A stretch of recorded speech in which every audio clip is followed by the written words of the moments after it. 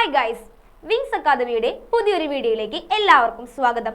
10ാം ക്ലാസ്സിലെ വളരെ ഇമ്പോർട്ടൻ്റ് ആയിട്ടുള്ള 6 മാർക്ക് ഷുവർ ക്വസ്റ്റ്യനുമായാണ് ഞാൻ ഇന്ന് നിങ്ങളുടെ മുന്നിൽ എത്തിയിരിക്കുന്നത്. ടോപ്പിക്കിലോട്ട് കടക്കാം.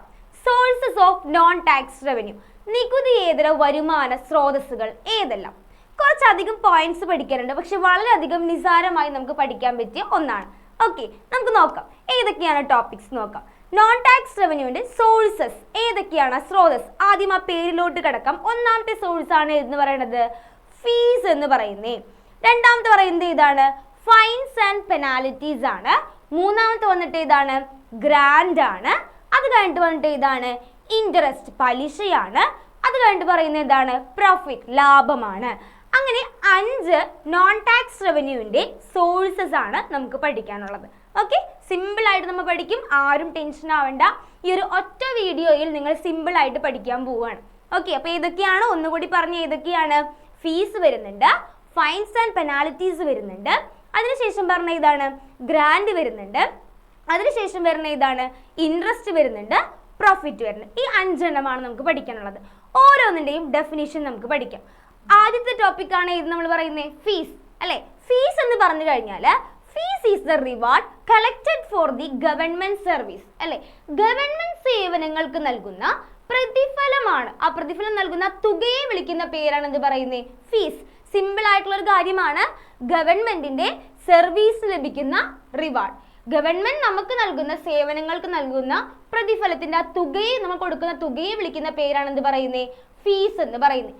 രണ്ടാമത്താണ് നമ്മൾ ഫീസ് എന്ന് പറയുമ്പോൾ നമ്മൾ എക്സാമ്പിൾ അതിൻ്റെ ഒപ്പം പഠിച്ചു വെച്ചോണം. എക്സാമ്പിൾ അടക്കമാണ് മിക്കപ്പോഴും എക്സാമിന് ചോദിക്കാറ്. ഏതൊക്കെയാണ് എക്സാമ്പിളുകൾ? നമുക്ക് ഏറ്റവും ഫെമിലിയർ ആയിട്ടുള്ള എക്സാമ്പിൾ ഉണ്ടല്ലോ, അതേതാണ്? ട്യൂഷൻ ഫീസ് അല്ലെ. ഗവൺമെന്റ് നമുക്ക് നൽകുന്ന സേവനത്തിന് നമ്മൾ തിരിച്ചു കൊടുക്കുന്ന പ്രതിഫലമായിട്ടുള്ള ചെറിയൊരു തുകയാണ് എന്ത് പറയുന്നത്? ട്യൂഷൻ ഫീസ് എന്ന് പറയുന്നത്. അപ്പൊ ഒന്നാമത്തെ എക്സാമ്പിൾ ട്യൂഷൻ ഫീസ് തന്നെ.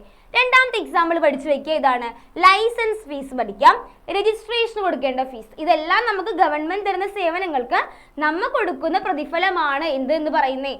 ഫീസ് എന്ന് പറയുന്നത്. ഓക്കെ, ഇതാണ് ഒന്നാമത്തെ നോൺ ടാക്സ് റവന്യൂവിന്റെ സോഴ്സ് എന്ന് പറയുന്നത്. രണ്ടാമത്തെ സോഴ്സ് ആണ് ഇത് പറയുന്നത് ഫൈൻസ് ആൻഡ് പെനാലിറ്റി. മലയാളത്തിൽ എന്താണ് പറയുന്നത്? ഫൈനുകളും പെനാലിറ്റിയും എന്ന് പറഞ്ഞു കഴിഞ്ഞാൽ നമ്മുടെ നാട്ടിൽ ഒരുപാട് നിയമങ്ങളുണ്ട് അല്ലെ. ഈ നിയമങ്ങൾ ലംഘിച്ചു കഴിഞ്ഞു കഴിഞ്ഞാൽ, അത് വയലേറ്റ് ചെയ്ത് കഴിഞ്ഞാൽ നമുക്ക് ലഭിക്കുന്ന ഒന്നാണ് എന്ത് പറയുന്നത്? നൽകുന്ന ശിക്ഷയാണ്, പണിഷ്മെന്റ് ആണ് എന്തെന്ന് പറയുന്നത്? ഫീസ് അല്ലെങ്കിൽ ഫൈൻസ് ആൻഡ് പെനാലിറ്റി എന്ന് പറയുന്നത്. അപ്പോൾ ഫൈൻസ് ആൻഡ് പെനാലിറ്റി എന്ന് പറഞ്ഞാൽ എന്താണ്? നമുക്ക് ഒരുപാട് ലോസ് ഉണ്ട്, നിയമങ്ങളുണ്ട്. അത് ലംഘിച്ചു കഴിഞ്ഞു കഴിഞ്ഞാൽ ഉണ്ടാവുന്ന ശിക്ഷയാണ് എന്തെന്ന് പറയുന്നത്? ഫൈൻ ആൻഡ് പെനാൽറ്റി എന്ന് പറഞ്ഞാൽ അല്ലേ. ഇപ്പൊ നിങ്ങൾ ആലോചിച്ച് നോക്കി, നമ്മുടെ ഇവിടെ പുതിയ വന്ന ഒരു നിയമമാണ് എന്തെന്ന് പറയുന്നത്? 2 വീലറിൽ പോകുമ്പോൾ വണ്ടി ഓടിക്കുന്ന ആൾ മാത്രമല്ല ബാക്കിലിരിക്കുന്ന വ്യക്തിയും ഹെൽമെറ്റ് വെക്കണം എന്നുള്ളത് അല്ലേ. ഹെൽമെറ്റ് വെച്ചില്ലെങ്കിൽ നമുക്ക് കിട്ടുന്ന ഒരു പണിഷ്മെന്റ് ആണ് എന്തെന്ന് പറയുന്നത്? ഈ ഒരു ഫൈൻസ് ആൻഡ് പെനാൽറ്റി എന്ന് പറയുന്നത്. അത്രയേ ഉള്ളൂ, സിമ്പിൾ ആയിട്ടുള്ള ഒരു കാര്യം. എന്താ പറയുന്നത്? നമ്മൾക്കുള്ള ലോസ് വയലേറ്റ് ചെയ്താൽ കിട്ടുന്ന പണിഷ്മെന്റ് ആണ് എന്തെന്ന് പറയുന്നത്? ഫൈൻസ് ആൻഡ് പെനാലിറ്റി എന്ന് പറയുന്നത്. ഓക്കെ, നെക്സ്റ്റ് സോഴ്സ് നമുക്ക് നോക്കാം. നെക്സ്റ്റ് സോഴ്സ് ഏതാ പറഞ്ഞേക്കുന്നത്? ഗ്രാൻഡുകളാണ്. നെക്സ്റ്റ് സോഴ്സ് ഏതാണ്? ഗ്രാൻഡ്.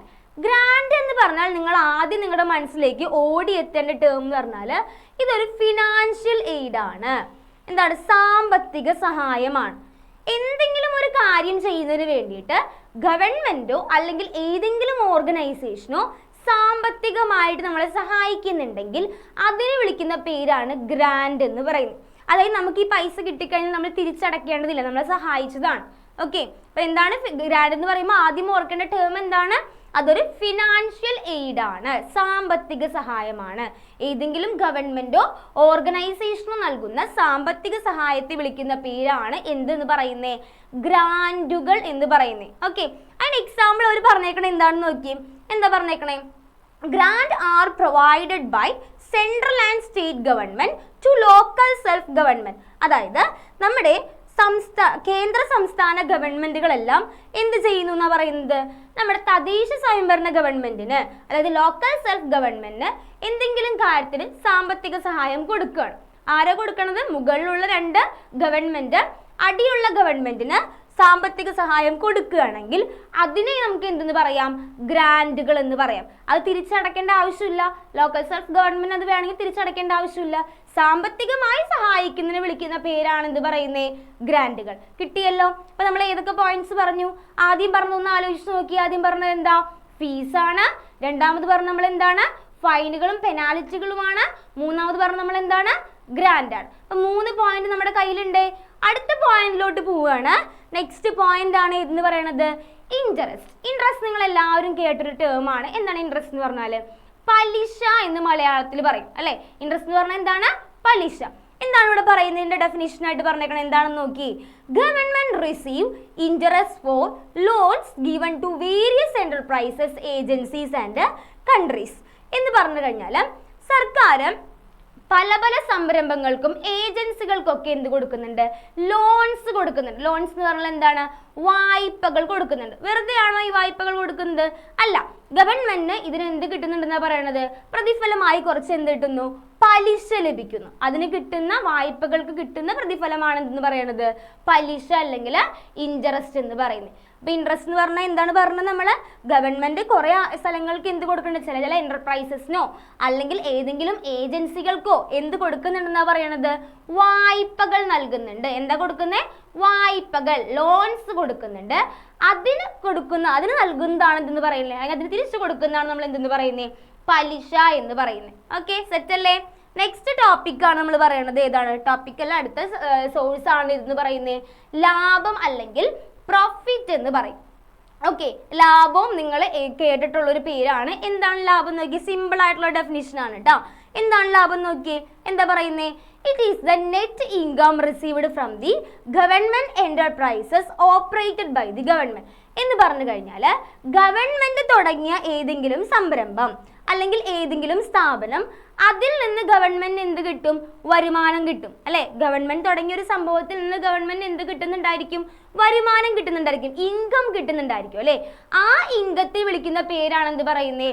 പ്രോഫിറ്റ് അല്ലെങ്കിൽ ലാഭം എന്ന് പറയുന്നത്. ഓക്കെ, സിമ്പിൾ ആയിട്ട് ആലോചിക്കുക കേട്ടോ. എന്താണ് പ്രോഫിറ്റ് എന്ന് പറഞ്ഞു കഴിഞ്ഞാൽ ആലോചിച്ച് നോക്കി. എന്താണ്? ഗവൺമെന്റ് എന്തെങ്കിലും ഒരു സ്ഥാപനം തുടങ്ങിയിട്ടുണ്ടെങ്കിൽ, എന്തെങ്കിലും ഒരു എന്റർപ്രൈസ് സ്റ്റാർട്ട് ചെയ്തിട്ടുണ്ടെങ്കിൽ അതിന് ഗവൺമെന്റിന് കിട്ടുന്ന ഇൻകം, വരുമാനത്തെ വിളിക്കുന്ന പേരാണ് എന്തെന്ന് പറയുന്നത്? പ്രോഫിറ്റ് അല്ലെങ്കിൽ ലാഭം എന്ന് പറയുന്നത്. അപ്പൊ ഇത്രേ ഉള്ളൂ. സിമ്പിൾ ആയിട്ടുള്ള കാര്യമാണ്. നോൺ ടാക്സ് റവന്യൂവിന്റെ സോഴ്സസ് എന്ന് പറയുമ്പോൾ എന്തൊക്കെയാണ്? ഒന്നുകൂടി ഒന്ന് ആലോചിച്ച് നോക്കിയേ. സിമ്പിൾ ആയിട്ടുള്ള ഒരു 5 പോയിന്റ്സേ നമുക്ക് പഠിക്കാനുള്ളൂ. ഒന്നാമത്തേതായിരുന്നു ഫീസ്, രണ്ടാമത്തേതായിരുന്നു ഫൈൻസ് ആൻഡ് പെനാലിറ്റി, മൂന്നാമത്തേതായിരുന്നു ഗ്രാൻഡ്, അത് കഴിഞ്ഞ് നമ്മൾ പറഞ്ഞ കാര്യം എന്താണ്?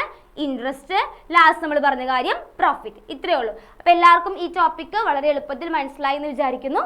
Thank you.